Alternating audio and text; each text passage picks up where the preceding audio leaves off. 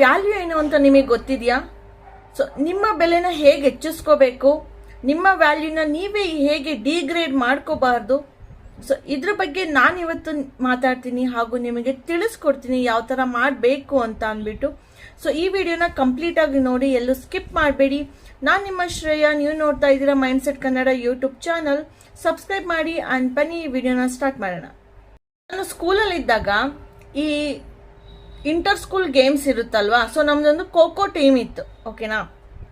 So ನಾವು inter school ಕಾಂಪಿಟೇಷನಲ್ಲಿ participate ಮಾಡೋದಕ್ಕೆ ಹೋಗಿದ್ವಿ, ನಮ್ಮ ಖೋ ಟೀಮ್ ಕಂಪ್ಲೀಟ್ ಆಗಿ. ಓಕೆ, ಸೊ ಅಲ್ಲಿ ಟಾಸ್ ಹಾಕ್ತಾರಲ್ಲ, ಗೇಮ್ ಸ್ಟಾರ್ಟ್ ಆಗೋಕೆ ಮುಂಚೆ ಟಾಸ್ ಹಾಕಿದಾಗ ನಮಗೆ ಸಿಕ್ಕಿದ್ದು ಡಾಡ್ಜ್ ಅಂದರೆ ಗೊತ್ತಲ್ಲ, ಅಂದರೆ ಖೋದಲ್ಲಿ ನಮ್ಮನ್ನ ಚೇಸ್ ಮಾಡ್ತಾರೆ ಬೇರೆಯವರು, ನಾವು ಅವ್ರನ್ನ ಆಟ ಆಡಿಸ್ಬೇಕು. ಓಕೆ, ಅದು ಡಾಡ್ಜ್ ಅಂತ. ಆಪೋಸಿಟ್ ಟೀಮ್ಗೆ ಚೇಸಿಂಗ್ ಸಿಕ್ಕಿತ್ತು, ಅಂದರೆ ನಮ್ಮನ್ನು ಔಟ್ ಮಾಡಬೇಕು ಅವರು, ರೈಟ್. ಸೊ ನಮಗೆ ಸಿಕ್ಕಿದ್ದು ಡಾಡ್ಜ್, ಓಕೆನಾ. ಸೊ ನಾನು ಮತ್ತು ಇನ್ನೂ ಇಬ್ಬರು ಫ್ರೆಂಡ್ಸು ಸೊ ಎಂಟ್ರಿ ಕೊಡಬೇಕಿತ್ತು. ಬಟ್ ಆ ಇಬ್ಬರು ಫ್ರೆಂಡ್ಸ್ ಇದ್ರಲ್ಲ, ಅವ್ರು ತುಂಬ ಹೆದರ್ಕೋತಿದ್ರು. ಆ್ಯಕ್ಚುಲಿ ಅವರು ಗ್ರೇಟ್ ಪ್ಲೇಯರ್ಸ್, ಓಕೆನಾ. ತುಂಬ ಚೆನ್ನಾಗಿ ಆಡಿಸ್ತಿದ್ರು. 2 ಮಿನಿಟ್ಸ್ 3 ಮಿನಿಟ್ಸ್ವರೆಗೂ ಪ್ರಾಕ್ಟೀಸ್ ಇರಬೇಕಾದ್ರೆ ನಮಗೆ ತುಂಬ ಚೆನ್ನಾಗಿ ಅವ್ರು ಆಟ ಆಡಿಸ್ತಿದ್ರು, ಬೇಗ ಔಟ್ ಆಗ್ತಿರ್ಲಿಲ್ಲ. ಬಟ್ ಕಾಂಪಿಟೇಷನ್ ಅಂತ ಬಂದಾಗ ಕಂಪ್ಲೀಟಾಗಿ ಹೆದರ್ಕೊಬಿಟ್ರು ಅವರು. ಅಂದರೆ ಇನ್ನು ಎಂಟ್ರಿ ಆಗೋಕೆ ಮುಂಚೆ ನಾನು ಹೋಗಿ ಒಂದು ಫ್ಯೂ ಸೆಕೆಂಡ್ಸ್ಗೆ ಔಟ್ ಆಗಿಬಿಟ್ರೆ ಹೆಂಗೆ, ಆಮೇಲೆ ಕೋಚ್ ಎಲ್ಲ ಬೈತಾರೆ ನಮಗೆ, ಜಾಸ್ತಿ ಹೊತ್ತು ಆಟ ಆಡಿಸೋದಕ್ಕಾಗುತ್ತೋ ಇಲ್ವೋ, ಏನು ಮಾಡಲಿ, ಪ್ರಾಕ್ಟೀಸಲ್ಲಿ ಏನೋ ಆಡ್ಬಿಟ್ಟೆ ಬಟ್ ಇವಾಗ ಏನು ಮಾಡಲಿ ಅಂತ ಸಖತ್ತು ಟೆನ್ಷನ್ ಆದರು ಇಬ್ಬರು. ಏನಾಗುತ್ತೋ ಏನೋ, ಆಮೇಲೆ ಇಲ್ಲಿ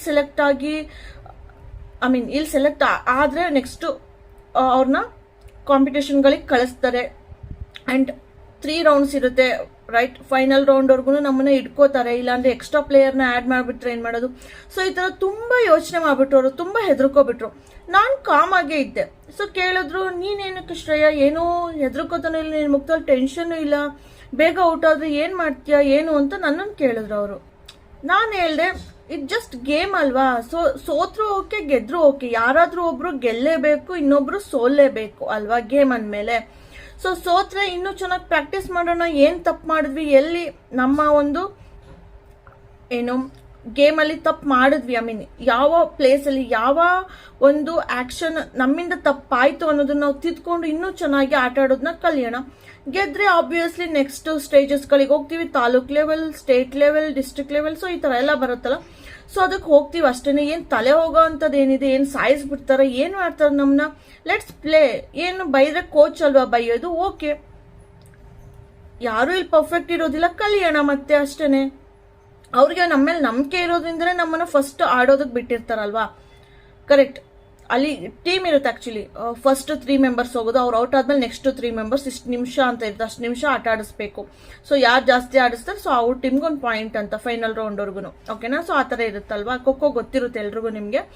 ಸೊ ನಾನು ಹೇಳಿದೆ, like I am okay with ಸೋತ್ರು ಅವ್ರು ಗೆದ್ರು, ಬಟ್ ಗೇಮ್ನ ನಾನು ಎಂಜಾಯ್ ಮಾಡ್ತೀನಿ, ಓಕೆನಾ. ಸೊ ನಾನು ಗೇಮ್ನ ಎಂಜಾಯ್ ಮಾಡ್ತೀನಿ ಅಷ್ಟೇ, ನಾನು ಟೆನ್ಷನ್ ಏನು ಮಾಡ್ಕೊಳ್ಳೋದಿಲ್ಲ ಅಂದರೆ. ಬಟ್ ಅವ್ರು ಏನು ಹೇಳಿದ್ರು ಕೇಳ್ತಿಲ್ಲ, they are very tensed, okay.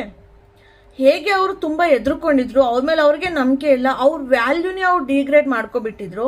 So ಅವ್ರು ಎಂಟ್ರಿ ಕೊಟ್ಟು ಫ್ಯೂ ಸೆಕೆಂಡ್ಸ್ಗೆ ಔಟ್ ಆಗಿಬಿಟ್ರು, ಗೊತ್ತಾಗ್ತಿದ್ಯಾ. ಸೊ ಫ್ಯೂ ಸೆಕೆಂಡ್ಗೆ ಅವ್ರು ಔಟ್ ಆಗಿಬಿಟ್ರು ಆ್ಯಕ್ಚುಲಿ, ಇಬ್ಬರು ಫ್ರೆಂಡ್ಸ್ ಕೂಡ. ಬಟ್ ನಾನು ಕಾಮ್ ಆಗೇನೆ ಒಂದು ಆರಾಮಾಗಿ ಒಂದು 2 ರಿಂದ 3 ನಿಮಿಷ ಸೊ ಆಡಿಸ್ದೆ ನಾನು, ಓಕೆನಾ. ಆ್ಯಂಡ್ ಪಾಯಿಂಟ್ಸ್ ಕೂಡ ಚೆನ್ನಾಗಿ ಬಂತು ನಮ್ಮ ಟೀಮಿಗೆ, ಕರೆಕ್ಟ್. ನೆಕ್ಸ್ಟ್ ಬಂದವರು ಕೂಡ ಚೆನ್ನಾಗೆಲ್ಲ ಆಡಿದ್ರು. ಆ್ಯಂಡ್ ಫೈನಲ್ ರೌಂಡ್ವರೆಗೂ ಹೋದ್ವಿ, ಅಲ್ಲೂ ಗೆದ್ವಿ. ಸೊ ಅದಾಯ್ತು ಬಿಡಿ, ಓಕೆನಾ. ಬಟ್ ಇಲ್ಲಿ ಏನು ಹೇಳಕ್ ಬಂದಿರೋದು ಅಂದರೆ, ಇವರಿಬ್ಬರ ಒಂದು ವರ್ತನೆ, ಓಕೆನಾ. ಸೊ ಅವ್ರ ವ್ಯಾಲ್ಯೂನೇ ಅವರು ಡಿಗ್ರೇಡ್ ಮಾಡ್ಕೊಂಡ್ರು, ಇಲ್ಲಿ ಕಾನ್ಫಿಡೆನ್ಸ್ನೇ ಕಳ್ಕೊಂಡ್ರು. They did not enjoy at all, but still they were good player while practising, ಓಕೆನಾ. ಸೊ ನೋಡಿ, ಅವ್ರು ಔಟ್ ಆಗ್ತೀನಿ ಅನ್ನೋ ಭಯ ಇತ್ತಲ್ಲ, ಅದೇ ಅವ್ರನ್ನ ಔಟ್ ಆಗೋ ಹಾಗೆ ಮಾಡಿಬಿಡ್ತು, ಕರೆಕ್ಟಾ. ಒಪ್ಕೋತೀರ ಇದನ್ನೆಲ್ಲ. ಮೇ ಬಿ ಇನ್ನು ಜಾಬ್ ಇಂಟರ್ವ್ಯೂ ಆಯಿತು, ಒಬ್ಬೊಬ್ರು ಹೋಗಿರ್ತೀರ ಫ್ರೆಂಡ್ಸ್ಗಳು, ಒಬ್ರು ತುಂಬ ಹೆದರ್ಕೋತಿರ್ತಾರೆ, ಒಬ್ರು ಸುಮ್ಮನೆ ನೋಡೋಣ, ಟ್ರೈ ಮಾಡೋಣ, ಹೆಂಗಿರುತ್ತೆ ಎಕ್ಸ್ಪೀರಿಯನ್ಸ್ ನೋಡೋಣ ಅಂತ ಹೋಗಿರ್ತೀರ. ಸುಮ್ಮನೆ ಹೋಗಿರ್ತಾರಲ್ಲ, ಅವ್ರದ್ದೇ ಸೆಲೆಕ್ಟ್ ಆಗಿಬಿಡುತ್ತೆ. ತುಂಬ ಟೆನ್ಷನ್ ತೊಗೊಂಡು ಓದ್ಕೊಂಡು ಭಯ ಪಡ್ಕೊಂಡು ಹೋಗಿರೋದು ಹೋಗಿ ಹಾಕಿಸ್ಕೊಬಿಡುತ್ತೆ. ಯಾಕೆ ಹೇಳಿ, ಅವ್ರ ಕಾನ್ಫಿಡೆನ್ಸ್, ಅವ್ರ ವ್ಯಾಲ್ಯೂ, ರೈಟ್, ಅದೇ ಅವ್ರನ್ನ ಡಿಗ್ರೇಡ್ ಮಾಡ್ಕೊಂಡಿರ್ತಾರೆ ಅವರು, ಕರೆಕ್ಟ್. ಅವ್ರಾಗ ಅವರೇ ಮಾಡ್ಕೊಂಡಿರ್ತಾರೆ ಅದನ್ನ ಹೆದರ್ಕೊಂಡು, ಕರೆಕ್ಟ್. ಸೊ ಅವ್ರಿಗೆ ಜಾಬ್ ಸಿಗೋದಿಲ್ಲ. ಸೊ ಅದೇ ರೀತಿ ಇಲ್ಲೂ ಕೂಡ ನಮ್ಮ ಗೇಮಲ್ಲೂ ಕೂಡ ಆಗಿತ್ತು. ಇನ್ ಕೇಸ್ ನನ್ನ ಫ್ರೆಂಡ್ಸ್ ಕಾನ್ಫಿಡೆನ್ಸಲ್ಲಿ ಇದ್ದಿದ್ರೆ ಬೇಗ ಔಟ್ ಆಗ್ತಿರ್ಲಿಲ್ಲ ಅವರು, ಕರೆಕ್ಟಾ? ಸೊ ಇವ್ರು ಏನು ಮಾಡಿಬಿಟ್ರು ಅಂದರೆ ಗೇಮ್ ಮೇಲೆ, ಪ್ರಾಸೆಸ್ ಮೇಲೆ ಗಮನ ಕೊಡಲಿಲ್ಲ ನನ್ನ ಫ್ರೆಂಡ್ಸು. ಓಕೆನಾ? ಓಕೆ, ಇವಾಗ ಎಂಟ್ರಿ ಕೊಡ್ತೀವಿ, ಇಲ್ಲಿ ಇಲ್ಲಿ ಇಲ್ಲಿ ಹಿಂಗೆ ನಿಂತಿರ್ತೀವಿ. ಓಕೆ, ನೆಕ್ಸ್ಟ್ ಯಾರು ಬರ್ತಿದ್ದಾರೆ ನೋಡೋಣ, ನಮ್ಮನ್ನ ಚೇಸ್ ಮಾಡಿಕೊಂಡು ನಾನು ಯಾವ ಕಡೆ ಹೋಗೋಣ, ಹಿಂಗೆ ಹೋಗಿ ಆಟ ಆಡ್ಸೋಣ, ಇಲ್ಲಿ ಪೋಲ್ ಹತ್ರ ಹೋಗೋಣ. ಸೊ ಐ ಮೀನ್ ಅವರು ಪ್ರಾಸೆಸ್ ಮೇಲೆ ಗಮನ ಕೊಟ್ಕೊಂಡು ಎಂಜಾಯ್ ಮಾಡ್ಕೊಂಡು ಆಡ್ಸಿದ್ರೆ ಓಕೆ, ಇವಾಗ ಮುಟ್ಟು ನೋಡೋಣ, ಇವಾಗ ಔಟ್ ಮಾಡಿ ನೋಡೋಣ ಅಂತ ಹಿಂಗೆ ಆ ಥರ ಎಂಜಾಯ್ ಮಾಡ್ಕೊಂಡು ಆಡ್ತಾರಲ್ಲ, ಗೊತ್ತಿರುತ್ತಲ್ವ ಗೇಮ್. ಸೊ ಆ ಥರ ಆಡಿದಿದ್ರೆ ಅವ್ರು ತುಂಬ ಚೆನ್ನಾಗಿ ಆಡಿಸ್ತಿದ್ರು. ಬಟ್ ಅವರು ಪ್ರಾಸೆಸ್ ಮೇಲೆ ಗಮನನೇ ಕೊಡಲಿಲ್ಲ, ಸೀದಾ ಔಟ್ಕಮಿಗೆ ಹೋಗ್ಬಿಟ್ರು. ರೈಟ್? ಔಟ್ ಆದರೆ ಏನು ಮಾಡೋದು, ಇಂಟರ್ವ್ಯೂಗಳಲ್ಲೂ ಸೆಲೆಕ್ಟ್ ಆಗಲಿಲ್ಲ ಅಂದರೆ ಏನು ಮಾಡೋದು, ಈ ಥರ ಎಕ್ಸಾಮ್ಗಳಲ್ಲಿ ಪಾಸ್ ಆಗಲಿಲ್ಲ ಅಂದರೆ ಫೇಲ್ ಆದರೆ ಏನು ಮಾಡೋದು, ಔಟ್ಕಮಿಗೆ ಕಾನ್ಸಂಟ್ರೇಟ್ ಮಾಡೋದು. ಕರೆಕ್ಟಾ? ರೈಟ್? ನಮ್ಗೆ ಆ್ಯಕ್ಚುಲಿ ಆ ಔಟ್ಕಮ್, ಸೋಲು ಅಥವಾ ಗೆಲುವು ಯಾವತ್ತೂ ನಮಗೆ ಅಫೆಕ್ಟ್ ಮಾಡಬಾರ್ದು. ಆ ರೀತಿ ನಾವು ಪ್ರಾಸೆಸ್ನ ಎಂಜಾಯ್ ಮಾಡಬೇಕು. ಓಕೆನಾ? ಅರ್ಥ ಆಗ್ತಿದೆ ಅಂತ ಅನ್ಕೊಂಡಿದ್ದೀನಿ. ಅವ್ರಿಗಿನ್ನ ಔಟ್ಕಮ್ಮೇ ಬಂದಿಲ್ಲ, ಆಗಲೇ ಅವರು ಔಟ್ಕಮ್ ಯೋಚನೆ ಮಾಡಿ ಔಟ್ಕಮ್ ಇವ್ರನ್ನ ಅಫೆಕ್ಟ್ ಮಾಡೋದಕ್ಕೆ ಸ್ಟಾರ್ಟ್ ಮಾಡಿಬಿಡ್ತು. ಸೊ ಯಾವುದೇ ಕಾರಣಕ್ಕೂ ಸೋಲಿ ಗೆಲ್ಲಿ ಅದು ನಮ್ಮ ಕೈಲಿ ಇರೋದಿಲ್ಲ. ನಾವು ಖುಷಿಯಿಂದ ಎಂಜಾಯ್ ಮಾಡಿಕೊಂಡು ನಾವೇನು ಇಷ್ಟು ದಿವಸ ಪ್ರಾಕ್ಟೀಸ್ ಮಾಡಿದ್ದೀವಿ, ಕಲ್ತಿದ್ದೀವಿ, ಆ ಒಂದು ಸ್ಕಿಲ್ಸ್ನ, ಟೆಕ್ನಿಕ್ನ ಅಪ್ಲೈ ಮಾಡಿ ಆಡೋದಷ್ಟೇ ನಮಗೆ ಬೇಕಿರೋದು ಮತ್ತು ನಾವು ಕಾನ್ಸಂಟ್ರೇಟ್ ಮಾಡಬೇಕಾಗಿರೋದು. ಆ್ಯಂಡ್ ಅದರಿಂದ ನಾವು ಸೋತ್ರು ನಮಗೆ ಗೆದ್ರು ನಮ್ಗೇನು ಅಫೆಕ್ಟ್ ಆಗಲ್ಲ. ಈಗ ಸೋತ್ರೆ ಕೂಡ ಓಕೆ, ನಾನು ಹಿಂಗೆ ಆಡಿದೆ ಅಲ್ವಾ, ಇನ್ನು ಸ್ವಲ್ಪದಲ್ಲಿ ಮಿಸ್ ಆಯಿತು, ಅಥವಾ ಬಿದ್ದೆ, ಏನೋ ಏಟ್ ಆಯಿತು, ಅದರಿಂದ ಸೋತೆ ನಾನು, ಅಥವಾ ನನ್ನ ಟೀಮ್ ಸೋಲ್ತು. ಸೊ ಈ ಥರ ಏನೋ ಒಂದು ಇರುತ್ತೆ ಫ್ಯಾಕ್ಟ್. ಓಕೆನಾ? ಅದನ್ನ ಅಕ್ಸೆಪ್ಟ್ ಮಾಡಿ ನಾವು ಕಲಿಬೋದು. ಓಕೆನಾ? ಗೆದ್ರೆ ಆಬ್ವಿಯಸ್ಲಿ ಓಕೆ, ನಾವು ವಿನ್ ಆಗಿದ್ದೀವಿ, ತುಂಬ ಚೆನ್ನಾಗಿ ಆಟ ಆಡಿ ಪರವಾಗಿಲ್ಲ ಅನ್ನೋದೊಂದು ಕಾನ್ಫಿಡೆನ್ಸ್ ಬೆಳೆಯುತ್ತೆ ನೆಕ್ಸ್ಟ್ ಆಡೋದಕ್ಕೂ. ಸೊ ಯಾವುದೇ ಕಾರಣಕ್ಕೂ ಔಟ್ಕಮ್ನ ನಿಮ್ಮ ಮೇಲೆ ಅಫೆಕ್ಟ್ ಮಾಡೋದಕ್ಕೆ ಯಾವತ್ತೂ ಬಿಡಬೇಡಿ. ಎರಡರಿಂದನೂ ಉಪಯೋಗ ಇರುತ್ತೆ. ಆಯ್ತಾ? ಗೊತ್ತಾಗ್ತಿದೀಯಾ? ಸೊ ನಮ್ಮ ಫ್ರೆಂಡ್ಸ್ ಆ ಥರ ಮಾಡಿದ್ರಿಂದ ಅವ್ರ ವ್ಯಾಲ್ಯೂ ಅವರೇ ಕಡಿಮೆ ಮಾಡಿಕೊಂಡ್ರು. ಕರೆಕ್ಟಾ? ಸೊ ಏನಾಗುತ್ತೆ, ಆಪೋಸಿಟ್ ಟೀಮ್ ಅವರೆಲ್ಲ ಓ ಇವರು ಅಷ್ಟೇನು ಕೇಪಬಲ್ ಇಲ್ಲ, ಇವ್ರ ಫ್ರೆಂಡ್ಸ್ ಇಬ್ರು ಇದ್ದಾರಲ್ಲ, ಸೊ ಈ ಟೀಮಲ್ಲಿ, ಸೊ ಆ ಥರ ಅನ್ಕೊಳ್ಳೋ ರೀತಿ ಇವರೇ ಮಾಡ್ಕೊಬಿಟ್ರು. ಕರೆಕ್ಟಾ? ಇವ್ರ ವ್ಯಾಲ್ಯೂ ಇವರೇ ಕಡಿಮೆ ಮಾಡ್ಕೊಂಡ್ರು. ಸೊ ಅದಕ್ಕೆ ಹೇಳ್ತಿರೋದು, ನಿಮ್ಮ ಮೇಲೆ ನಿಮಗೆ ಕಾನ್ಫಿಡೆನ್ಸ್ ಇಲ್ಲ, ನಿಮ್ಮ ವ್ಯಾಲ್ಯೂ ನಿಮಗೆ ಗೊತ್ತಿಲ್ಲ ಅಂತ ಅಂದರೆ ಸೊ ಅದು ಹೇಗೆ ಬೇರೆಯವರು ನಿಮಗೆ ವ್ಯಾಲ್ಯೂ ಕೊಡಲಿ, ರೈಟ್, ನಿಮ್ಮನ್ನ ಇಷ್ಟಪಡಲಿ ಅಂತ ನೀವು ಎಕ್ಸ್ಪೆಕ್ಟ್ ಮಾಡ್ತೀರಾ? ಅದು ಪಾಸಿಬಲ್ ಇದೆಯಾ? ಇಲ್ಲ ಅಲ್ವಾ? ನಾನೀಗ ಹೇಳಿದ್ರ ಪ್ರಕಾರ ನೀವು ನೋಡಿದ್ರೆ ನನ್ನ ಲೈಫಲ್ಲಿ ನಡೆದಿರೋದು. ಸೊ ನಮ್ಮೇಲೆ ನಾವೇ ಇಷ್ಟಪಡಲಿಲ್ಲ, ನಾವೇ ಪ್ರೀತಿಸ್ಲಿಲ್ಲ, ನಮಗೆ ನಮ್ಮ ಮೇಲೆ ಕಾನ್ಫಿಡೆನ್ಸ್ ಇಲ್ಲ, ನಮಗೆ ನಮ್ಮ ಮೇಲೆ ಒಂದು ವ್ಯಾಲ್ಯೂ ಕೊಡ್ಕೊಳ್ಳೋದು ಬರ್ತಿಲ್ಲ ಅಂದರೆ ಬೇರೆಯವ್ರು ಹೇಗೆ ಕೊಡ್ತಾರೆ? ಆ್ಯಂಡ್ ಇನ್ನೊಂದು ಮುಖ್ಯವಾದದ್ದು, ಇನ್ ಕೇಸ್ ಬೇರೆಯವರು ನಮಗೆ ವ್ಯಾಲ್ಯೂ ಕೊಡ್ತಾರೋ ಬಿಡ್ತಾರೋ, ರೈಟ್, ಅಟ್ಲೀಸ್ಟ್ ನಮಗೆ ನಾವು ಕೇಪಬಲ್ ಇದ್ದೀವಿ, ವಿ ಆರ್ ಡೂಯಿಂಗ್ ಗುಡ್, ನಾನು ಚೆನ್ನಾಗಿ ಆಡಿದೆ ಖೋಖೋನ, ರೈಟ್, ಆ ಥರ ಒಂದು ನಮ್ಮ ಮೇಲೆ ನಮಗೆ ಒಂದು ಕಾನ್ಫಿಡೆನ್ಸ್ ಅಥವಾ ಒಂದು ಸೆಲ್ಫ್ ಸ್ಯಾಟಿಸ್ಫ್ಯಾಕ್ಷನ್ ಇರಬೇಕಲ್ವಾ? ಸೊ ಆ ಸ್ಯಾಟಿಸ್ಫ್ಯಾಕ್ಷನ್ ಇಲ್ಲ ಅಂತ ಅಂದರೆ ಇಟ್ ಈಸ್ ಡಿಫಿಕಲ್ಟ್. ಗೊತ್ತಾಗ್ತಿದ್ಯಾ? ಸೊ ಬೇರೆಯವ್ರ ಮೇಲೂ ಡಿಪೆಂಡ್ ಆಗಿರಬಾರ್ದು ನಿಮ್ಮ ಒಂದು ವ್ಯಾಲ್ಯೂ. ನೀವು ನಿಮ್ಮ ಮೈಂಡ್ನ ಕೆಡಿಸೋ ರೀತಿ ಇರಬಾರ್ದು ಅದು. ಗೊತ್ತಾಯ್ತಾ? ಸೊ ಒಂದು ನಿಮ್ಮ ವ್ಯಾಲ್ಯೂ ನೀವೇ ಕಳ್ಕೊಂಡು ಬೇರೆಯವ್ರು ಅದು ಕೊಡಲಿ ಅನ್ನೋದು ಎಕ್ಸ್ಪೆಕ್ಟ್ ಮಾಡಬೇಡಿ. ಇನ್ನೊಂದು, ಬೇರೆಯವ್ರಿಗೆ ವ್ಯಾಲ್ಯೂ ಕೊಡ್ತಾರೋ ಬಿಡ್ತಾರೋ ಅದು ಸೆಕೆಂಡ್ರಿ, ಅದು ನಿಮ್ಮನ್ನ ಅಫೆಕ್ಟ್ ಮಾಡಬಾರ್ದು. ಬಟ್ ನಿಮ್ಮ ಮೇಲೆ ನಿಮಗೆ ಒಂದು ಕಾನ್ಫಿಡೆನ್ಸ್, ಒಂದು ನನಗೊಂದು ಬೆಲೆ ಇದೆ ಅನ್ನೋದು ನಿಮಗೆ ಗೊತ್ತಿರಬೇಕು. ಅರ್ಥ ಆಗ್ತಿದ್ಯಾ? ಸೊ ಇವ್ರು ಈ ಥರ ಮಾಡಿದ್ರು, ಬಟ್ ನೆಕ್ಸ್ಟ್ ಗೇಮಲ್ಲಿ ಇವರು ಕಾನ್ಫಿಡೆನ್ಸಿಂದ ಆಡಿದಿದ್ರೆ ಆ ವ್ಯಾಲ್ಯೂ ಬೇರೆಯವರಿಂದನೂ ಇವ್ರಿಗೆ ವಾಪಸ್ ಬರ್ತಿತ್ತು. ಬಿಕಾಸ್ ಇವ್ರಿಗೆ ಇವರು ಬೆಲೆ ಕೊಡ್ಕೊಂಡಿರೋರು, ಕಾನ್ಫಿಡೆನ್ಸ್ ಬೆಳೆಸ್ಕೊಂಡಿರ್ತಿದ್ರು ಅಲ್ವಾ? ಸೊ ಈಗ ನಾರ್ಮಲ್ ಆಗಿ ನಮಗೆ ಗೊತ್ತಿರೋ ಪ್ರಕಾರ ಕ್ರಿಕೆಟ್ಗಳಲ್ಲೂ ಅಷ್ಟೇ, ಕೊಹ್ಲಿ ಆಯಿತು, ಸಚಿನ್ ಆಯಿತು, ಎಲ್ಲರೂ ಕೂಡ ಅಲ್ವಾ ಪ್ರತಿ ಮ್ಯಾಚಲ್ಲೂ ಚೆನ್ನಾಗಿ ಆಡ್ತಾರ. ಅವರು ಗ್ರೇಟ್ ಪ್ಲೇಯರ್ಸ್, ಬಟ್ ಆಗುತ್ತಾ? ಸೊ ಚೆನ್ನಾಗಿ ಆಡ್ದಲೇ ಇದ್ದಾಗ ಜನಗಳೆಲ್ಲ ಎಷ್ಟು ಬೈಕೋತಾರೆ ಅಲ್ವಾ, ಎಷ್ಟು ಅಪ್ಸೆಟ್ ಆಗ್ತಾರೆ. ಅದೇ ಅವರು ಅಯ್ಯೋ ಜನ ಬೈತಿದ್ದಾರೆ ನನ್ನಿಂದ ಆಗಲ್ಲ ಬಿಡು ಅಂತ ಅಪ್ಸೆಟ್ ಆಗಿ ಅವ್ರು ಕೂತ್ಕೊಬಿಟ್ಟಿದ್ರೆ ಕ್ರಿಕೆಟೇ ಬೇಡ ಬಿಡು ಅಂತ, ಅವ್ರ ವ್ಯಾಲ್ಯೂ ಜಾಸ್ತಿ ಆಗ್ತಿತ್ತಾ? ಅವ್ರ ಎಬಿಲಿಟಿ ನಿಮಗೆ ಗೊತ್ತಾಗ್ತಿತ್ತಾ?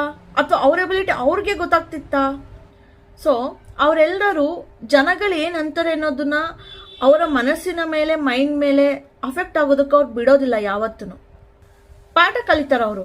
ಈ ಗೇಮಲ್ಲಿ ಹಿಂಗೆ ಆಡಿದೆ, ಏನು ತಪ್ಪು ಮಾಡಿದೆ, ಏನು ಮಿಸ್ಟೇಕ್ ಆಯಿತು ನನ್ನಿಂದ, ಎಲ್ಲಿ ಸರಿ ಮಾಡ್ಕೋಬೇಕು ಅನ್ನೋದ್ರ ಬಗ್ಗೆ ಗಮನ ಕೊಡ್ತಾರೆ ಅವರು. ನೆಕ್ಸ್ಟ್ ಮ್ಯಾಚಲ್ಲಿ ಚೆನ್ನಾಗಿ ಆಡೋದಕ್ಕೆ ತುಂಬ ಚೆನ್ನಾಗಿ ಪ್ರಾಕ್ಟೀಸ್ ಮಾಡ್ತಾರೆ, ಚೆನ್ನಾಗಿ ಪ್ಲ್ಯಾನ್ ಮಾಡ್ಕೋತಾರೆ. ಸೊ ಆಮೇಲೆ ಇನ್ನೂ ಸ್ಟ್ರಾಂಗ್ ಆಗಿ ಬರ್ತಾರೆ ಅವರು ಮ್ಯಾಚ್ ಆಡೋದಕ್ಕೆ, ಇನ್ನೂ ಹೆಚ್ಚಿನ ಕಾನ್ಫಿಡೆನ್ಸ್, ಇನ್ನು ಹೆಚ್ಚಿನ ಒಂದು ಆತ್ಮಸ್ಥೈರ್ಯದ ಜೊತೆ ಅವರು ಬಂದು ಮ್ಯಾಚ್ನ ಆಡಿದಾಗ ಸೆಂಚುರಿನೂ ಹೊಡಿತಾರೆ ಆ್ಯಂಡ್ ಎಲ್ಲ ಜನಗಳು ಇವ್ರಿಗೆ ಬೆಲೆನೂ ಕೊಡ್ತಾರೆ ಆ್ಯಂಡ್ ಇವ್ರ ಬೆಲೆ ಆಟೋಮೆಟಿಕ್ ಆಗಿ ಇನ್ಕ್ರೀಸ್ ಆಗುತ್ತೆ. ರೈಟ್, ಫಸ್ಟ್ ಇನ್ಕ್ರೀಸ್ ಆಗಬೇಕಾದ್ರೆ ಇವ್ರು ಒಳಗಡೆ ಫಸ್ಟು, ಆವಾಗ ಅದು ಆಚೆ ಔಟ್ಕಮ್ ಅಲ್ಲಿ ಕಾಣುತ್ತೆ. ಆವಾಗ ಎಲ್ಲರೂ ಕೂಡ ಇವ್ರ ಬೆಲೆನ ಜಾಸ್ತಿ ಮಾಡಿಸ್ತಾರೆ. ಕರೆಕ್ಟಾ? ಎಲ್ಲರೂ ಕೂಡ ಅಪ್ರಿಷಿಯೇಟ್ ಮಾಡ್ತಾರೆ ಅಲ್ವಾ? ಸೊ ಯಾವಾಗ್ಲೂ ನನ್ನಿಂದ ಆಗುತ್ತೋ ಇಲ್ವೋ, ಸೋತ್ರೆ ಏನು ಮಾಡಲಿ, ಇವೆಲ್ಲ ಬೇಡವೇ ಬೇಡ ಯೋಚನೆಗಳು. ಸೊ ನನ್ನಿಂದ ಆಗುತ್ತೆ, ನಾನು ಮಾಡ್ತೀನಿ, ಚೆನ್ನಾಗಿ ನಾನು ಪ್ರಾಕ್ಟೀಸ್ ಮಾಡಿದ್ದೀನಿ, ನನ್ನ ಮೇಲೆ ನನಗೆ ನಂಬಿಕೆ ಇದೆ, ಲೆಟ್ ಮೀ ಪ್ಲೇ ವೆಲ್ ಅಂತ ಗ್ರೌಂಡಿಗೆ ಇಳಿದು let me concentrate on ball. Okay, fielding, right, ಎಲ್ಲೆಲ್ಲಿ ನಿಂತಿದ್ದಾರೆ ಯಾರ್ಯಾರು, ಸೊ ಎಲ್ಲಿಗೆ ನಾನು ಟಾರ್ಗೆಟ್ ಮಾಡಿ ಬಾಲ್ನ ಹೊಡಿಬೇಕು. ಓಕೆ, ಸೊ ಇದೆಲ್ಲನೂ ಒಂದು ಪ್ಲಾನ್ ಮಾಡಿಕೊಂಡು ಲೆಟ್ ಮಿ ಪ್ಲೇ ಅಂತ ಹೋದ್ರೆ 6 ಹೋಗುತ್ತೆ, 4 ಹೋಗುತ್ತೆ, ಸೆಂಚುರಿನೂ ಕಂಪ್ಲೀಟ್ ಮಾಡ್ತಾರೆ ಅಲ್ವಾ? ಎಲ್ಲಕ್ಕಿಂತ ಹೆಚ್ಚಾಗಿ, ರೈಟ್, ಎಲ್ಲಕ್ಕಿಂತ ಹೆಚ್ಚಾಗಿ ನಿಮಗೆ ನಿಮ್ಮ ಕೇಪಬಿಲಿಟಿ ಗೊತ್ತಾಗುತ್ತೆ. ಇನ್ ಕೇಸ್ ಎಷ್ಟೇ ಎಫರ್ಟ್ ಆದ್ರೂ ಸಮ್ಟೈಮ್ಸ್ ಸೋಲು ಬಂದೇ ಬರುತ್ತೆ, ಬಟ್ ಆ ಸೋಲು ನಿಮ್ಮನ್ನ ಡಿಸ್ಟರ್ಬ್ ಮಾಡಬಾರ್ದು. ನೀವು ಸೋತ್ರೂ ಪರವಾಗಿಲ್ಲ, ಬಟ್ ನೀವು ನಿಮ್ಮ ಸಂಪೂರ್ಣ ಎಫರ್ಟ್ನ ಹಾಕಿದ್ದೀರಾ ಅಲ್ಲಿ. ಇವಾಗ ನಿಮಗೆ ಯಾವ ರೀತಿ ಫುಲ್ ಎಫರ್ಟ್ ಹಾಕೋದು, ಯಾವ ರೀತಿ ಕಾನ್ಸಂಟ್ರೇಷನ್ ಮಾಡೋದು ಅನ್ನೋದು ನೀವು ಕಲ್ತ್ಕೊಂಡಾಗಿರುತ್ತೆ ಈಗ. ಅರ್ಥ ಆಗ್ತಿದ್ಯಾ? ಸೊ ಅದಕ್ಕಿಂತ ಸಕ್ಸಸ್ ಬೇಕಾ, ವಿನ್ ಬೇಕಾ? ಸೋತ್ರೂ ಪರವಾಗಿಲ್ಲ, ಬಟ್ ನೀವು ವಿನ್ ಆಗಿದ್ದೀರಾ, ಹೇಗೆ ಕಾನ್ಸಂಟ್ರೇಟ್ ಮಾಡೋದು, ನನ್ನಲ್ಲಿ ಎಫರ್ಟ್ ಎಷ್ಟಿದೆ, ಎಷ್ಟು ಹಾಕ್ಬೇಕು ಅನ್ನೋದನ್ನ ತಿಳ್ಕೊಂಡಿದ್ದೀರಾ. ಅದು ನಿಮ್ಮ ರಿಯಲ್ ಸಕ್ಸಸ್, ನಿಮ್ಮ ರಿಯಲ್ ವಿನ್, ರೈಟ್? ಸೊ ಅವಾಗ ನೀವು ಆಪೋಸಿಟ್ ಟೀಮ್ ಜೊತೆ ಸೋತ್ರೂ ಕೂಡ ನಿಮ್ಮಲ್ಲಿ ಒಂದು ವಿಭಿನ್ನವಾದ ಗೆಲುವಿರುತ್ತೆ, ನಿಮಗೆ ಖುಷಿ ಇರುತ್ತೆ, ಸಮಾಧಾನ ಇರುತ್ತೆ, ರೈಟ್? ಸೊ ಲೈಫಲ್ಲಿ ನಿಮ್ಮ ಮೇಲೆ ನಿಮ್ಗೆ ಏನೇ ಒಂದು ನೆಗೆಟಿವ್ ಯೋಚನೆ ಬರಲಿ ಅಥವಾ ಇನ್ಯಾರೋ ನಿಮ್ಮನ್ನ ಕುಗ್ಗಿಸೋದಕ್ಕೆ ಟ್ರೈ ಮಾಡಲಿ, ನಿಮ್ಮ ವ್ಯಾಲ್ಯೂನ ಯಾವತ್ತೂ ಬಿಟ್ಕೊಡ್ಬೇಡಿ. ಎಲ್ಲಿವರೆಗೂ ನಿಮ್ಮ ತಪ್ಪಿರೋದಿಲ್ಲ, ತಲೆ ಎತ್ತಿ ನಡೆಯೋದನ್ನ ಅಭ್ಯಾಸ ಮಾಡ್ಕೊಳ್ಳಿ. ಯಾರು ಏನು ಬೇಕಾದ್ರೂ ಹೇಳಲಿ. ಇನ್ ಕೇಸ್ ನೀವು ತಪ್ಪು ಮಾಡೇ ಬಿಟ್ಟಿದ್ದೀರಾ ಅಂದರೆ ಅದನ್ನ ತಿದ್ದಿ ನಡೆಯುವಂಥ ಶಕ್ತಿನ ಬೆಳೆಸ್ಕೊಳ್ಳಿ. ಓಕೆನಾ? ಸೊ ನೀವು ಈ 2 ಕ್ವಾಲಿಟೀಸ್ನ ಬೆಳೆಸ್ಕೊಂಡ್ರೆ ನಿಮ್ಮ ವ್ಯಾಲ್ಯೂ ಯಾವತ್ತೂ ಕಡಿಮೆ ಆಗಲ್ಲ, ಇನ್ನೂ ಹೆಚ್ಚಾಗ್ತಾ ಹೋಗುತ್ತೆ. ಸೊ ಯಾವಾಗಲೂ ನೆನ್ಪಿಟ್ಕೊಳ್ಳಿ, ನಮ್ಮ ಒಳಗೆ ನಡೆಯುವಂತಹ ನೆಗೆಟಿವ್ ಯೋಚನೆಗಳಿದೆಯಲ್ಲ, ಅದೇ ನಮ್ಮನ್ನ ಡೆಸ್ಟ್ರಾಯ್ ಮಾಡಾಕೋದು ಕಂಪ್ಲೀಟ್ಲಿ. ಅರ್ಥ ಆಗ್ತಿದ್ಯಾ? ಯಾರಿಗೂ ಎಬಿಲಿಟಿ ಇಲ್ಲ ಅನ್ನೋ ರೀತಿ ಇಲ್ಲ. ಪ್ರತಿಯೊಂದು ಹ್ಯೂಮನ್ ಬೀಯಿಂಗಲ್ಲೂ ಒಂದು ಕ್ವಾಲಿಟಿ ಇರುತ್ತೆ, ಯಾರು ವೇಸ್ಟ್ ಆಗಿ ಹುಟ್ಟಿಲ್ಲ. ನೀವು ಎಫರ್ಟ್ ಆಗ್ತಿಲ್ಲ, ನಿಮ್ಮ ವ್ಯಾಲ್ಯೂನ ನೀವು ಕಂಡ್ಕೋತಿರೋದಿಲ್ಲ ಅಷ್ಟೇ. ಯಾವತ್ತೂ ಯಾರು ಹೊರಗಿನಿಂದ ಡೆಸ್ಟ್ರಾಯ್ ಮಾಡೋದಿಲ್ಲ ನಿಮ್ಮನ್ನ. ನೀವು ಅನ್ಕೋಬಹುದು ಅವ್ನು ಹಾಳು ಮಾಡ್ದ, ಇವಳು ಹಾಳು ಮಾಡೋದಿಲ್ಲ ಅಂತ, ಬಟ್ ನೋ, ನಿಮ್ಮ ಒಳಗಿಂದನೇ ನೀವು ಹಾಳು ಮಾಡ್ಕೋತಿರೋದು ನಿಮ್ಮ ಲೈಫ್ನ.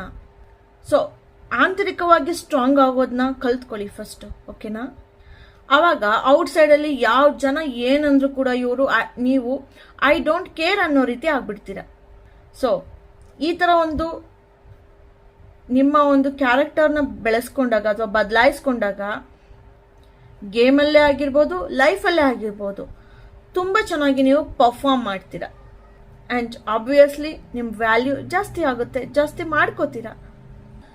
ಇನ್ನೊಂದು ತುಂಬ ಒಂದು ಜಾಸ್ತಿ ನಡೀತಿರೋದು, ವ್ಯಾಲ್ಯೂ ಕಳ್ಕೊಳ್ಳೋದು ಯಾವ್ಯಾವ ಪ್ಲೇಸಲ್ಲಿ ಅಂತ ಅಂದರೆ, ಇದು ಮೇನ್ ಆ್ಯಕ್ಚುಲಿ ಲೈಫಲ್ಲಿ ತುಂಬ ಜನ ಇದನ್ನು ಮಾಡ್ತಾ ಇದ್ದೀರಾ, ರೈಟ್? ಒಂದು ಬೇರೆಯವ್ರನ್ನ ಬೇಡ್ಕೊಳ್ಳೋದು ಅಲ್ವಾ, ಒಂದು ದುಡ್ಡಿಗೆ ಆಗಲಿ, ಒಂದು ಸಂಬಂಧಕ್ಕೆ ಆಗಲಿ, ಬೇಡ. ನೀವು ಬೇಡ್ಕೊಂಡು ಉಳಿಸ್ಕೊಳ್ಳೋ ಅಂಥದ್ದು ಏನೂ ಇಲ್ಲ. ಅರ್ಥ ಆಗ್ತಿದ್ಯಾ? ನಿಮ್ಮನ್ನು ಇಷ್ಟಪಡೋದು, ನಿಮಗೆ ದಕ್ಕಬೇಕಾಗಿರೋದು ಸಿಗುತ್ತೆ. ಏನಕ್ಕೆ ಒಂದು ಅಮೌಂಟಿಗೆ ಅಥವಾ ದುಡ್ಡಿಗೋಸ್ಕರ ಬೇರೆ ಹತ್ರ ಬೇಡ್ತೀರ? ದುಡೀರಿ. ನೀವು ಒಂದು ಕಸ ಗುಡ್ಸೋ ಕೆಲಸ ಆದ್ರೂ ಪರವಾಗಿಲ್ಲ, ನೀವು ಸ್ವಂತವಾಗಿ ದುಡಿದಿದ್ದ ಹಣನ ನೀವು ಖರ್ಚು ಮಾಡೋದ್ರಲ್ಲಿ ಇರೋ ಖುಷಿ ಬೇರೆಯವ್ರ ಹತ್ರ ಬೆಗ್ ಮಾಡಿ ಇಸ್ಕೊಳೋದ್ರಲ್ಲಿ ಇರೋದಿಲ್ಲ. ಅರ್ಥ ಆಗ್ತಿದೆಯಾ? ಎಲ್ಲ ಕೆಲಸಕ್ಕೂ ಈಕ್ವಲ್ ರೆಸ್ಪೆಕ್ಟ್ ಇರುತ್ತೆ. ಗೊತ್ತಾಗ್ತಿದೆಯಾ? ಯಾವತ್ತೂ ಯಾರನ್ನೂ ಬೇಡಬೇಡಿ. ಸೊ ನೀವು ಯಾವಾಗ ಬೇಡ್ಕೋತೀರಾ ಬೇರೆಯವ್ರನ್ನ, ದೇವ್ರನ್ನ ಬೇಡಿ, ಅದು ಜನಗಳನ್ನ ಯಾವತ್ತೂ ಬೇಡಬೇಡಿ. ನಿಮ್ಮ ವ್ಯಾಲ್ಯೂ ಕಂಪ್ಲೀಟಾಗಿ ಮಣ್ಣಾಗಿ ಹೋಗುತ್ತೆ ಅವಾಗ. ಇನ್ನೊಂದು, ನಿಮ್ಮನ್ನ ಕರೀದಲೆ ಯಾರದೇ ಮನೆಗೂ ಆಗಲಿ ಹೋಗಬೇಡಿ, ಯಾವುದೇ ಫಂಕ್ಷನ್ಗಾದ್ರೂ ಹೋಗಬೇಡಿ. ಸೊ ಇಂಥ ಪ್ಲೇಸ್ಗಳಲ್ಲಿ ನಿಮ್ಮ ವ್ಯಾಲ್ಯೂ ಕಂಪ್ಲೀಟಾಗಿ ಹಾಳಾಗೋಗುತ್ತೆ. ಕರೀದಲೆ ಹೋಗಬೇಡಿ ಎಲ್ಲಿಗೂ. ನೆಕ್ಸ್ಟು, ನಿಮ್ಮನ್ನ ಯಾರೋ ಬಂದು ಸಜೆಷನ್ ಕೊಡಿ, ಹೆಲ್ಪ್ ಮಾಡಿ ಅಂತ ಕೇಳ್ದಲೆ ದಯವಿಟ್ಟು ಯಾರಿಗೂ ಸಜೆಷನ್ನ ಫ್ರೀಯಾಗಿ ಕೊಡಬೇಡಿ. ಯಾಕಂದರೆ ನೀವು ಕೆಟ್ಟವ್ರಾಗ್ತೀರಾ, ನಿಮ್ಮ ವ್ಯಾಲ್ಯೂ ಅಲ್ಲೂ ಕೂಡ ಹಾಳಾಗೋಗುತ್ತೆ. ಒಂದು ಮಾತಿದ ಹಿಂದಿನ ಕಾಲದಲ್ಲಿ ಹೇಳಿರೋದು ಗೊತ್ತಿದೆಯಾ? ನನಗಷ್ಟು ನೆನಪಾಗ್ತಿಲ್ಲ, ಲೈಕ್ ಕರೆಯದೆ ಹೋದವ್ರನ್ನ ಕೆರ ತಗೊಂಡು ಹೊಡೆದಂತೆ ಸಮಥಿಂಗ್ ಏನೋ ಬರುತ್ತೆ. ಸೊ ಅವೆಲ್ಲ ನಿಜ ಆಕ್ಚುಲಿ, ಗೊತ್ತಾಯ್ತಾ? ಅನುಭವ ಆಗೋದಕ್ಕೆ ಬಿಡಬೇಡಿ, ಮೊದಲೇ ಹುಷಾರಾಗ್ಬಿಡಿ. ಅರ್ಥ ಆಗ್ತಿದ್ಯಾ? ಸೊ ಲೈಫಲ್ಲಿ ಕೆಲವೊಂದು ನಿಮ್ಮದೇ ಆದ ಒಳ್ಳೆ ಪಾಲಿಸಿಗಳನ್ನ ಬೆಳೆಸ್ಕೊಳ್ಳಿ, ನಿಮ್ಮ ವ್ಯಾಲ್ಯೂನ ಜಾಸ್ತಿ ಮಾಡುತ್ತೆ. ನಿಮಗೆ ನೀವು ಜಾಸ್ತಿ ಬೆಲೆ ಕೊಡಿ, ನಿಮ್ಮನ್ನ ನೀವು ಜಾಸ್ತಿ ಪ್ರೀತಿಸಿ, ಆ್ಯಂಡ್ ಮಿಕ್ಕಿದೆಲ್ಲ ತಾನಾಗೆ ಒಳ್ಳೇದಾಗ್ತಾ ಬರುತ್ತೆ ಅಲ್ವಾ? ಸೊ ಓಕೆ, ಈ ವಿಡಿಯೋ ಅರ್ಥ ಆಗಿದೆ ಆ್ಯಂಡ್ ಇಷ್ಟ ಆಗಿದೆ ಅಂತ ಅಂದ್ಕೊಂಡಿದ್ದೀನಿ ನಾನು. ಓಕೆನಾ? ಸೊ ಲೈಕ್ ಮಾಡಿ, ಶೇರ್ ಮಾಡಿ ಆ್ಯಂಡ್ ಕಮೆಂಟ್ ಕೂಡ ಮಾಡಿ. ಸೊ ಈ ವಿಡಿಯೋನ ಇಲ್ಲಿಗೆ ಮುಗಿಸ್ತಾ ಇದ್ದೀನಿ. ನಾನು ನಿಮ್ಮ ಶ್ರೇಯ, ನೀವು ನೋಡ್ತಾ ಇದ್ದೀರಾ mindset Kannada YouTube channel. Subscribe ಮಾಡಿ ಆ್ಯಂಡ್ ಜಾಸ್ತಿ ಸಪೋರ್ಟ್ ಮಾಡಿ. Thank you all. See you all in the next video. Bye, take care.